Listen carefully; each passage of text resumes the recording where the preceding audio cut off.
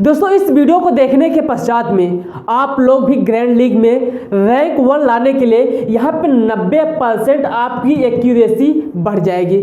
मैं दोस्तों आपको जो बता रहा हूँ ना, इस ट्रिक से मैं खुद यहाँ पर 5 बार ग्रैंड लीग विनिंग किया हूँ। हाईएस्टैग 2 रैंक, हाईएस्टैग 1 रैंक, हाईएस्टैग 3 रैंक और हाईएस्टैग 1 रैंक और यहाँ पर एक बार हाईएस्टैग 10 रैंक में। तो कहीं ना कहीं दोस्तों मैं जो एक्यूरेसी लगाता हूँ, मैं जो ट्रिक्स लगाता हूँ, उस ट्रिक्स को आप लोग भी फॉलो करेंगे तो मैं कहता हूँ कि आपकी जो एक्यूरेसी है वो 90% हाईएस्ट पीक पर जाएगी। और दोस्तों यदि आप लोग अपने आप से कमिटमेंट करेंगे ना तो आपको पता चलेगा कि हाँ यार जो गोपी भाई ने बताया वो कितने % काम करता है। और मैं आपसे गारंटी ठोकर कर कहता हूँ, इस वीडियो को देखने के पश्चात में लास्ट में देख लीजिएगा और बताइएगा, आप लोग अप्लाई करके बताइएगा क्या हमारा जो एक्यूरेसी यदि नहीं बढ़ेगा तो इसी वीडियो पर आकर के गाली दीजिएगा और चैनल को अनसब्सक्राइब कर दीजिएगा। क्योंकि दोस्तों मैं अपने आप में विश्वास करता हूँ, क्या मैं जिस तरीके से यहाँ पर 5 बार ग्रैंड लीग विनिंग किया हूँ वो तरीका यदि आपको भी बताऊंगा तो वो आप में भी वर्किंग करेगी। ऐसा नहीं कि मैं सिर्फ मेरे ऊपर ही वर्किंग करेगा। तो बहुत से लोग आते होंगे, बताते होंगे यार यहाँ पर आओ ग्रैंड लीग ऐसे विनिंग करो, या ट्रिक लगाओ, ये ट्रिक लगाओ, ऐसे पिच रिपोर्ट देखो, यार सब कुछ बेकार होता है। जो आपकी एक्यूरेसी बढ़ाती है वो मैं आपको बताने वाला हूँ। तो सबसे पहले वीडियोस को लाइक जरूर कीजिएगा, क्योंकि दोस्तों अभी के टाइम में मेरा जो थोड़ा सा तबियत डाउन है, फिलहाल आपके लिए मैं मेहनत कर रहा हूँ। मुझसे क्या आपसे क्या उम्मीद है, बस केवल एक लाइक्स का और चैनल सब्सक्राइब का, और टेलीग्राम चैनल पर जाकर के ज्वाइन हो जाइएगा। क्योंकि दोस्तों वहाँ पे जो है मैं अपना ग्रैंड लीग टीम का जो भी लाइनअप आता है, ग्रैंड लीग टीम आती है, किसको कैप्टेंसी देना है, किसको वाइस कैप्टेंसी देना है, मेरे अकॉर्डिंग, जो कि मुझसे देख करके बहुत से लोग पैसा कमा रहे, अच्छी खासी छाप रहे, तो आप लोग भी जाकर के ज्वाइन कर लीजिएगा, लिंक डिस्क्रिप्शन बॉक्स में। अब दोस्तों मैं आपको बता रहा हूँ, सबसे पहले कुछ लोगों का कमिटमेंट होता है यार कि मैं पिच रिपोर्ट जो देखता हूँ उस पिच रिपोर्ट का जस्ट उल्टा ही होता है। मैं कहता हूँ यार ना, एक बार मुझसे पिच रिपोर्ट देख लीजिएगा। मैं आपको अगले 2 मिनट में बताता हूँ कि पिच रिपोर्ट कैसे देखना है, कैसे नहीं देखना है। क्योंकि बहुत से लोग कहते हैं कि यार यहाँ पर कोई भी यदि टॉस विनिंग करता है, टॉस विनिंग करके सबसे पहले बैटिंग करने का प्रयास करता है, बैटिंग करने का ऑप्शन चूज करता है, तो समझ लीजिएगा पिच रिपोर्ट है। यार ये सब कहने कहानी की बात है, ऐसा नहीं होता है। यदि आप मान लेते हैं टॉस जीत लिए, ठीक है ना, टॉस जीतने के पश्चात में आप बैटिंग करने का प्रयास किए, तो क्या वो पिच जो है बैटिंग हो जाएगी? और वही उसी पिच पर कोई अगला यदि टॉस जीतता है, टॉस जीत करके बॉलिंग करने का डिसीजन लेता है, तो क्या पिच वही पिच है, वो बॉलिंग पिच रिपोर्ट हो जाएगी? या सब चोचलेबाजी है। अब मैं आपको बताता हूं क्या पिच रिपोर्ट एनालिसिस करने का असली वजह क्या है, उसके पश्चात में बताऊंगा क्या आप यहां पर ड्रीम 11 में कैप्टेंसी और वाइस कैप्टेंसी कैसे सेलेक्ट करेंगे, किस प्लेयर को देंगे। तो सबसे पहले यहां पर इस बात समझिएगा, पिच रिपोर्ट। पिच रिपोर्ट जो ऐसा शब्द है ना कि इसमें जितना एनालिसिस कीजिए उतना ही कम है। अब जैसे कि मान लेते हैं ये आपके क्या हो गया, ये क्या हो गया, पीछे, ठीक है ना, पीछे। अब यहाँ पे ऐसे बल्लेबाजी करने का यहाँ पे हो जाता है, यहाँ पे 3 विकेट है, यहाँ पे 3 विकेट है, यहाँ पे क्या है, बल्लेबाजी करने का ऑप्शन है। यहाँ पे बल्लेबाज, यहाँ से बल्लेबाजी करते हैं, ये आपका फ्रंट साइज हो गया। मैं आपको यहाँ पर टेक्निकल बताऊंगा तो कुछ लोगों को समझ में नहीं आएगा। ये यदि हम बात करें तो यहाँ पर फ्रंट हो गया। ये यदि हम बात करें तो यदि दाहिने हाथ का बल्लेबाज है, दाहिने हाथ का यदि बल्लेबाज है तो उसके पैर के साइड में इधर का बैकग्राउंड हो जाएगा, इधर सामने का ग्राउंड हो जाएगा, इधर जो हो गया फ्रंट आगे का बैकग्राउंड हो गया, और इधर साइड यदि हम बात करें तो इधर पीछे का बैकग्राउंड हो गया, ठीक है ना। इतना मेनली होते हैं। अब कुछ पिच में ऐसे होते हैं कि सबसे पहले तो यदि हम बात करें तो ये जो पिच होता है पूरा का पूरा ही पिच हर एक पिच से छोटा होता है। यदि ये जो हो गया पिच ये क्या है, छोटा है, पिच छोटा है, तो ऑब्वियस सी बात है कि अब जो पिच रहेगी ये क्या रहेगी, बल्लेबाजों के लिए रहेगी। यह क्या रहेगी, बल्लेबाजों को मदद करेगी, बल्लेबाजों को क्या करेगी, मदद करेगी।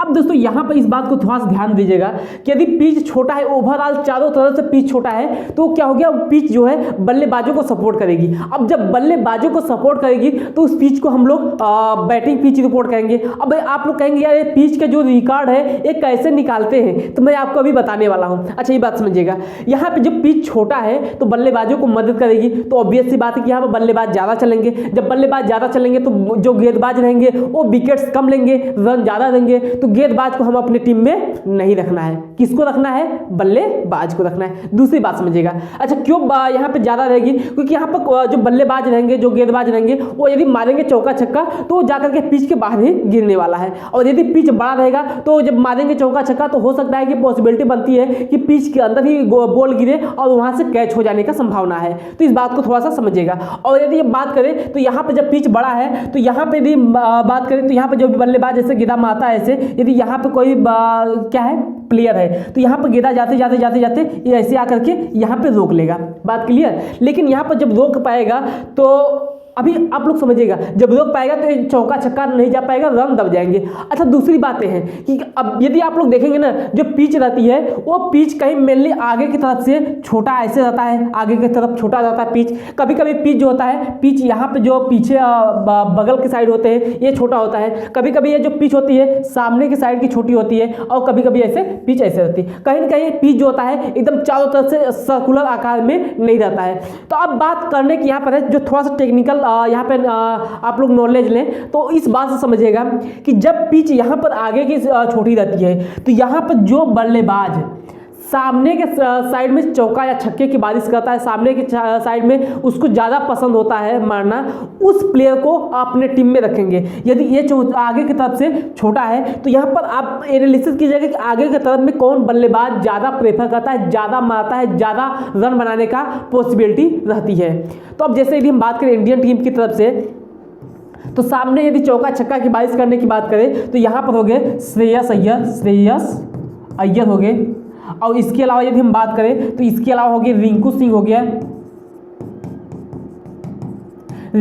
गया, इसके अलावा यदि हम बात करें एक हो गए केएल राहुल भी आगे की, केएल राहुल भी आगे के तरफ में गेंद को मारने का ज़्यादा प्रयास करते हैं, या फिर उनका पसंदीदा शॉट रहता है वो सामने की तरफ रहता है। अच्छा, दूसरी बात यहाँ पर है, यदि हम बात करें ये यदि हमारा ये छोटा है ना, तब इस प्लेयर को आप लोग अपने टीम में लेने का ज़्यादा प्रयास करेंगे। श्रेयस अय्यर हो गया, रिंकू सिंह हो गया और केएल राहुल हो गया, इस प्लेयर को अपने टीम में रखने का प्रयास करेंगे। क्यों रखेंगे? क्योंकि आगे के टाइप इसका पसंदीदा शॉट होता है और आगे के टाइप पिच छोटा है, तो यहाँ पर जब इनको लेंगे और इनको कैप्टनसी वाइस कैप्टनसी देंगे तो बेहतरीन परफॉर्मेंस करके देने का प्रयास करेंगे। अच्छा, दूसरी बात यहाँ पर है, अब इसके अलावा यदि हम बात करें इधर का साइड यदि छोटा है, इधर का साइड यदि छोटा है तो एक क्या हो गया पुल शॉट मारने के लिए सबसे बेहतरीन प्लेयर कौन से हैं? वो हो गए आपके रोहित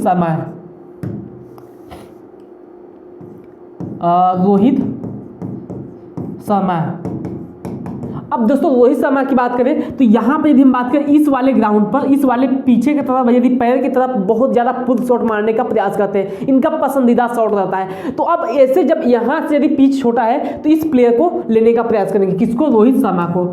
अब आप लोग कहते क्या है ना, गलत टाइम पर गलत प्लेयर को ले लेते हैं। तो अब यहाँ पर जैसे यदि हम बात करें इधर का यदि पिच छोटा है और यहाँ पर ले रहे हैं श्रेयस अय्यर, और इधर का सामने का जो पिच है ये बड़ा है, श्रेयस अय्यर को ले रहे हैं, तो कहीं ना कहीं ये आपका जो नॉलेज है इस नॉलेज में थोड़ा सा इजाफा कीजिएगा और यहाँ पर सही प्लेयर का चूज करने का प्रयास कीजिएगा। अब दोस्तों यदि हम बात करें इधर के साइड में, यदि इधर के साइड में पिच छोटा है तो यहाँ पर अधिकांशतः विराट कोहली बहुत ज़्यादा मारने का प्रयास करते हैं। बहुत पसंदीदा शॉट इनका सामने का रहता है, सुमन गिल का रहता है, ये सब जो प्लेयर होते हैं सामने के टाइप इधर। अच्छा, यही जो होता है मेन एनालिसिस होती है। अब आप लोग कहेंगे भाई साहब इस हिसाब से यदि हम लोग इस टीम में यदि क्रिएट करें ना तो 100% है कि आप लोग की जो टीम है वो अच्छे खासे रैंक पर जाने का प्रयास करेगी। तो इस हिसाब से देख लीजिएगा। अब कुछ लोग यहाँ पे भावनाओं में बह जाते हैं, क्या पिछले वाले मैचेस में विराट कोहली या फिर कह सकते हैं केएल राहुल या फिर रोहित शर्मा अच्छा खासा परफॉर्मेंस किए हैं तो इस वाले मैचेस में भी अच्छा खासा परफॉर्मेंस करेंगे, इसकी कोई गारंटी नहीं है। इसकी गारंटी यहाँ से बनती है कि पिच किधर का छोटा है या फिर पिच ओवरऑल छोटा है, ओवरऑल बड़ा है, इस हिसाब से यहाँ पर आप लोग डिपेंडेंट कीजिएगा।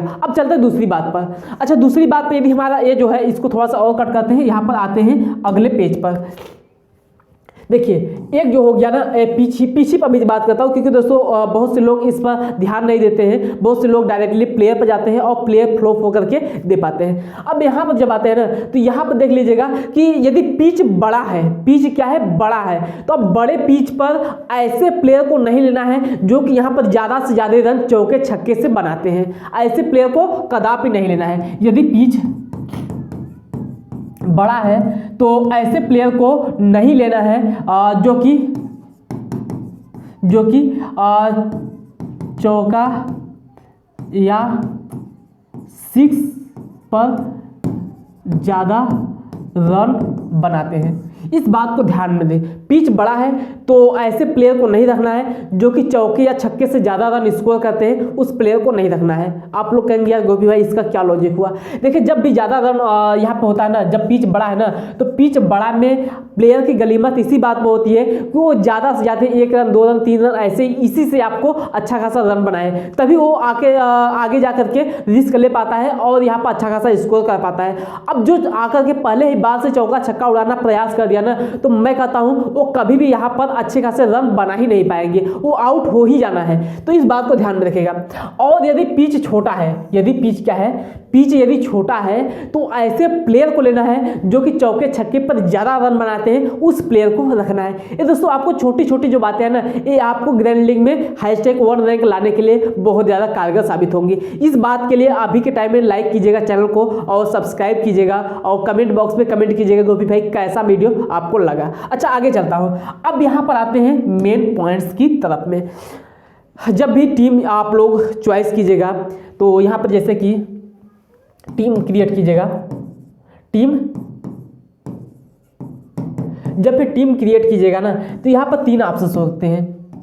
इस प्रकार से यहाँ पर 3 ऑप्शंस होते हैं। पहले तो यहाँ पर यदि हम बात करें तो सेफ हो गया, यहाँ पे एवीजी एवरेज हो गया और यहाँ पर हो गया रिस्की हो गया। अब हमको जो है ना ड्रीम 11 बनाने के लिए इस तीनों का कॉम्बिनेशन रहता है, तभी यहाँ पर ड्रीम 11 में #1 रैंक ला सकते हैं। दोस्तों ये बात ना कहने के लिए थोड़ा सा लोगों को लगेगा क्या कैसे कर रहे हैं कैसे नहीं कर रहे हैं, लेकिन इस बात को समझिएगा कि जब टीम क्रिएट कर रहे हैं तो यहाँ पर सेफ हो गया, एवरेज हो गया और यहाँ पर रिस्क हो गए, रिस्की प्लेयर हो गए। तीनों के तीनों का जब कॉम्बिनेशंस मिलेगा ना, तभी जाकर के ड्रीम 11 में #1 रैंक लाएंगे। अब एक कॉम्बिनेशंस हो गया कि भाई एक प्लेयर सेफ से हो गया, एक प्लेयर एवरेज से हो गया और बाकी के 9 प्लेयर यहाँ पर रिस्की हो गए, तब पर भी आप ग्रैंड लीग में 1 रैंक नहीं ला सकते हैं। इसका जो कॉम्बिनेशंस है यहाँ पर यदि हम बात करें तो 3 से 4 प्लेयर यहाँ पर जो है सेफ टीम से रहने चाहिए। और एवरेज की बात करें तो वहीं यहाँ पर 4 से 3 या फिर 4 से 3 या 4 से 5 इस प्रकार से आपका एवरेज प्लेयर रहना चाहिए। और वहीं हम बात करें तो एवरेज भी यदि 3 से 4 प्लेयर के रूप में रहना चाहिए, यानी कि सभी के सभी प्लेयर का कॉम्बिनेशंस रहना चाहिए। इस प्रकार से आप लोग समझिएगा। अब दोस्तों मैं आपको बताता हूं कि यहाँ पर जब इस प्रकार से कॉम्बिनेशंस बनाएंगे, यहाँ पे 11 टीम का लेंगे, तभी आप लोग यहाँ पर रैंक 1 लाने के लिए ज़्यादा पॉसिबिलिटी बन सकती है। अब यहाँ पर एक पॉइंट्स मैं आपको और डिस्कस करता हूँ। वो पॉइंट्स क्या है, बहुत से लोग होते हैं, बहुत से लोग क्या हम भी ऐसे शुरुआत में कहते थे कि जब भी कोई यहाँ पर टीम है पिछले मैचेस में अच्छा खासा परफॉर्मेंस कर रहा है, तो हम बस खटाक से उसको क्या कहते हैं कैप्टन और वाइस कैप्टन बनाते हैं। क्या होता है, ये मान लेते हैं ये बहुत ज़्यादा इसका 80% सिलेक्शन परसेंट है और इसका यदि हम बात करें तो 60% सिलेक्शन परसेंट है और इसका बात करें तो 30% सिलेक्शन परसेंट है। अब दोस्तों होता क्या ना कि इसको यदि आप लोग कैप्टन देंगे, कैप्टन या फिर वाइस कैप्टन, तो भाई साहब ये मैं कह रहा हूँ कि एक टीम एक प्लेयर भले ही अच्छा करे, लेकिन आपकी जो टीम है ना वो अच्छे खासे परफॉर्मेंस नहीं करेगी, सभी के साथ में ही बढ़ेगी। ये यदि प्लेयर अच्छा खासा करता है तो आपकी जो प्लेयर है यदि इसको कैप्टनसी देंगे, वाइस कैप्टनसी देंगे, तो ये प्लेयर यदि अच्छा खासा करता है तो आपकी जो टीम है वो एवरेज से थोड़ा सा ऊपर की तरफ जाने का प्रयास करेगी। लेकिन भाई साहब जो इस प्लेयर को यदि आप अपने टीम में कैप्टन वाइस कैप्टन बनाएंगे ना, तो ये यदि प्लेयर अच्छा खासा परफॉर्मेंस करता है तो आपकी जो टीम है ऐसे एकदम ऊपर के सडनली ऊपर की तरफ जाने का प्रयास करेगी, यानी कि #1 रैंक की तरफ जाने का प्रयास करेगी। इस बात को समझ लीजिएगा। अब दोस्तों एक पॉइंट्स मैं आपको बताता हूँ, क्या कैप्टनसी वाइस कैप्टनसी के लिए एक ऐसा ट्रिक्स है जो कि आप लोग अप्लाई कीजिएगा तो मुझे लगता है कि अच्छा खासा परफॉर्मेंस मिलने वाला है। अब जैसे कि यहाँ पर ना, यहाँ पे इस जो ट्रिक है, यह जो ट्रिक है 10 मैचेस में से 6 या फिर 7 मैचेस में वर्क करेगा।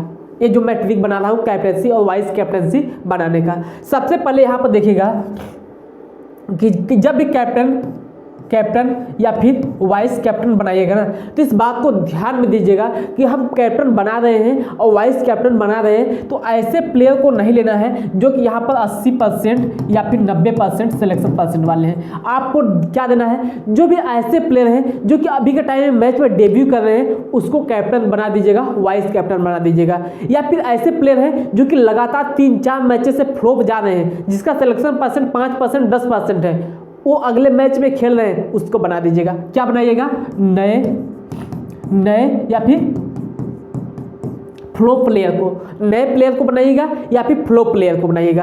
ये दोनों प्लेयर को आप लोग कैप्टन और वाइस कैप्टन बनाइएगा। मैं कहता हूँ ना 10 मैच में से 10 मैच में वर्क नहीं करेगा, लेकिन 10 मैच में से 6-7 मैच में जब भी वर्क करेगा ना भाई साहब, आपकी तबाही तोड़ यहाँ पर टीम विनिंग करके जाने वाली है। इस बात को ध्यान में दीजिएगा। जैसे यदि हम बात करें तो संजू सैमसन, यदि पिछले यदि ओडीआई की बात करें तो संजू सैमसन 2 मैच में फ्लॉप हो गए। एक मैच में खेलने का मौका ही नहीं मिला ऑस्ट्रेलिया के खिलाफ में, जो ओडीआई सीरीज हो रही थी। एक मैच में खेलने का मौका ही नहीं मिला। दूसरे मैच में 18-20 रन बना करके आउट हो गए। तीसरे मैच में हमने अपने टीम में उसको कैप्टन बनाया था और अकेले वो 150 पॉइंट दिया था, कैप्टन मैंने बनाया 300 पॉइंट्स हो गया, शायद 152 पॉइंट्स दिया था तो 304 पॉइंट्स हो गया। अकेले एक प्लेयर 304 पॉइंट दिया और हमारी उस दिन की जाकर के टीम देख लीजिएगा भाई साहब, स्मॉल लीग में तो कोई ऐसा टीम ही नहीं था जिसको से मैं कि लॉस करूँ, सभी से करीब 100-200 पॉइंट से आगे ही था मैं। और यदि हम बात करें वहीं पर ग्रैंड लीग में, तो ग्रैंड लीग में भी हमारी अच्छी खासी रैंक आई थी। समथिंग हमको लगता है कि ड्रीम 11 में मैंने लगाया था 3000 के करीब में 3000 पर हमारी जो टीम है वो रैंक कर रही थी। हालांकि एक रैंक पर नहीं आई लेकिन 3000 रैंक पर रैंक कर रही थी, तो इस हिसाब से समझिएगा। और यदि हम बात करें वही यदि हम बात करते हैं यहाँ पर 80% और 90% वाले प्लेयर को लेते हैं ना, तो कभी भी आप लोग ग्रैंड लीग में तो हैशटैग छोड़ो भाई साहब, ग्रैंड लीग में आपका पैसा ले डूबेंगे, तो इस बात को थोड़ा सा समझिएगा। अभी दोस्तों आपसे उम्मीद करता हूँ वीडियो को लाइक कीजिएगा, चैनल को सब्सक्राइब जरूर कर लीजिएगा और टेलीग्राम चैनल पर जाकर के ज्वाइन करिएगा। अभी दोस्तों मैं यहाँ पर जो हो गया ना ये फिक्स हो गए, लेकिन आपको कुछ ऐसे पॉइंट बता रहा हूँ जो कि आपके लिए आपको ड्रीम 11 में लगाने के लिए हालांकि कुछ भी ऐसा होता नहीं है यार, क्योंकि मैं मानता हूँ जहाँ तक ना कि यदि आपके किस्मत में क्या बताऊँ, छोड़ो उठाओ, यदि आपकी किस्मत में अच्छा लिखा ही नहीं ना तो आप कितना भी अच्छा कर लो आपको कोई फर्क नहीं पड़ेगा। मैं यहाँ पर जो होता है ना ड्रीम 11 में जब भी लगाता हूँ तो मैं यहाँ पर 70% या फिर कह सकते हैं 70 से लेकर के 60% जो होता है अपने स्किल्स का गेम मानता हूँ, लेकिन यहाँ पर हम बात करें 30% से लेकर के 40% जो होता है हमारी किस्मत भी वर्क करती है। ऐसी बात नहीं है, कभी कभी किस्मत भी वर्क करती है, तो इस बात को भी समझिएगा। लेकिन हाँ, जितना कि अपने तरफ से यदि आप प्रयास करना चाहते हैं उतना प्रयास कर लीजिएगा, बाकी दोस्तों जो आपकी इच्छा होगी वो तो मिलेगा ही मिलेगा।